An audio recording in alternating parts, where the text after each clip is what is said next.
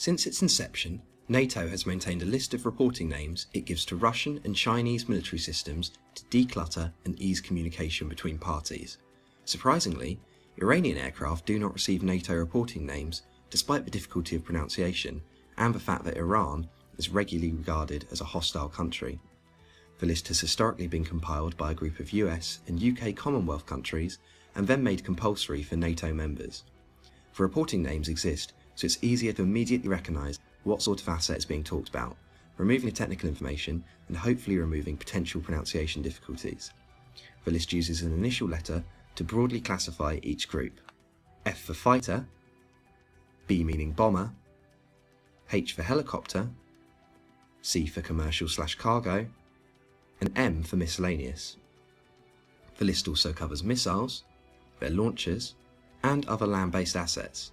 For example, an SA-2 surface-to-air missile is referred to as Guideline, G being the initial for surface-to-air missile, and a MiG-29 would be known as Fulcrum, F being the initial for fighter.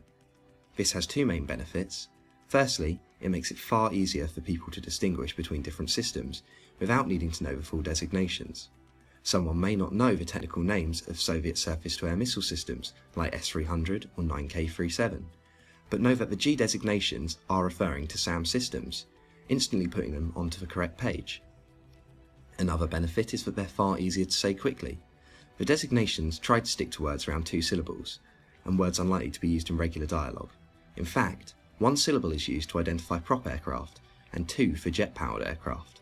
A pilot stating MiG-21 takes far longer and has a far greater risk of being misheard than the simple term fishbed, again F being the designation for fighter. The list has also brought about some political issues in recent times, with countries such as France and Germany seeking better ties with China.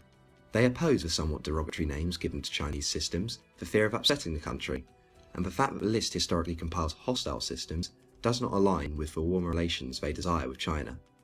Interestingly, Russia does not have an equivalent convention for naming NATO aircraft, though they take a keen interest in what designations their aircraft receive.